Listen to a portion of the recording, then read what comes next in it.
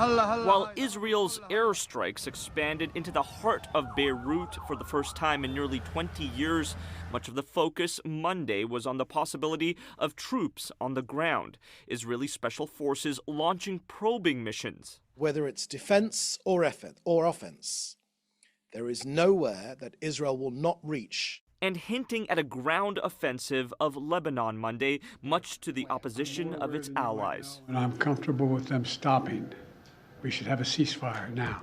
The militant group Hezbollah says it's ready for an Israeli ground invasion, and it will emerge victorious. The group still grappling, though, with the loss of its leader, Hassan Nasrallah, a towering figure struck down Friday by an Israeli assassination. Iran has vowed revenge, but a warning today from Israel's prime minister. There's nowhere we will not go to protect our people and protect our country.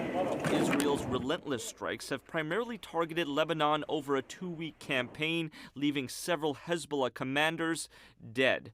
But the mass attacks have also killed about 1,000 civilians and forced 1 million people to flee their homes, according to the Lebanese health ministry. The German embassy in Lebanon has now decided to fly out all non-essential personnel from the region.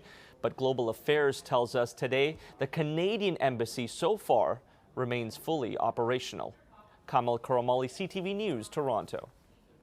All right, let's bring in Glenn Ignazio. He's a military expert, retired Air Force Special Operations Commander. Glenn, we have a report now that the ground incursions have started. What is their purpose?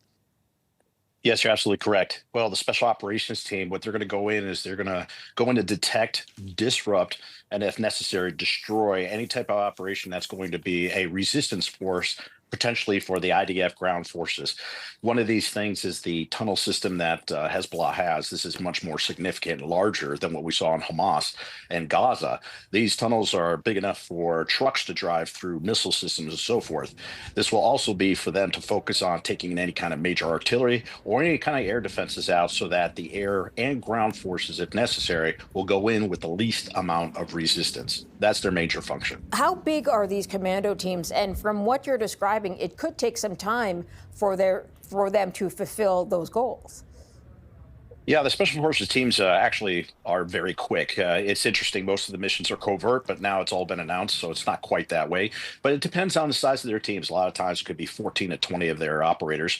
Israel focuses and creates their teams a little bit differently, but they are very quick. The idea is to be as quick as possible to overwhelm an enemy force or to surprise them. And so they're going to be going in and sneaking in as much as possible to also gather intelligence.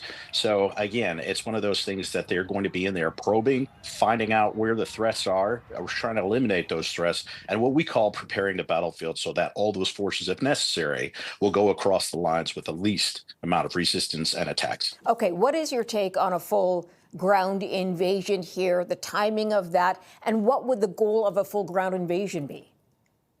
Well, as we say, limited. So I believe it's going to go into a certain amount of at least distance within Lebanon to try to strike those areas to sort of have what we would call a standoff, to be able to push all those particular threats back and eliminate those threats around the country with airstrikes as they have.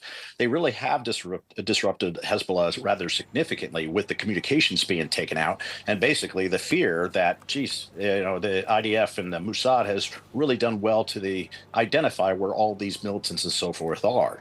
So there's a lot of intimidation there for the force, but they would definitely want to go in, eliminate the threats. And if you think about this from Israel's perspective, they are eliminating Hamas, Hezbollah, and they have attacked the Houthis last night. These are the factions Iran has brought to bear against Israel, and they're basically eliminating all those threats that have existed for decades. Okay, so let me compare it to the situation in Gaza and bring up a point we've discussed before.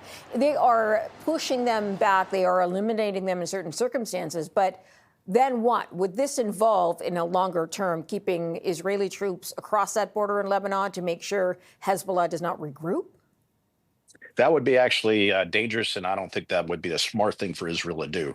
I believe the idea of taking and eliminating any threat, like for example, when they went into Gaza, the idea was to eliminate Hamas or at least any potential or ability of a threat to attack Israel. I believe that is the same thing that they're trying to do for Hezbollah, but Hezbollah is rather significant. Many more rockets, many more personnel, and I believe that that's what they're doing. So there's something within that area, and how far they're going to go in will be determined. But to operate and actually stay in Lebanon itself would be really the wrong thing and probably a dangerous thing to do. Eliminate Hezbollah, eliminate Hamas, and let the country start reorganizing in a way that's going to be better so that Iran cannot influence it to attack Israel. That would be the main function, if possible, for Israel to really get the right results that they need. Then do you expect Iran to retaliate in some other way? Can Iran retaliate in some other way? Well, they can, but what they've been doing is increasing these attacks. So think of these proxies. You know, you've got Hezbollah, Hamas, you have the Houthis, and they have been increasing their attacks continuously. So Iran has been able to do this by standing back and having those entities attack. So while Israel has wiped those out, it really puts Iran in a troubling situation that they don't have this proxy to slam Israel and to attack Israel. So that means if Iran wants to do anything, they'd have to do it directly. And the last time we saw that happen, all of their forces, their 300 plus attacks of missiles, drones, and so forth, were shot down by Israel and the allied forces. So Iran really is in a tough spot here. If they're looking at attacking Israel, they're really back on their heels. Glenn Ignazio, good to have you, sir. Thanks for sharing your expertise, your insight.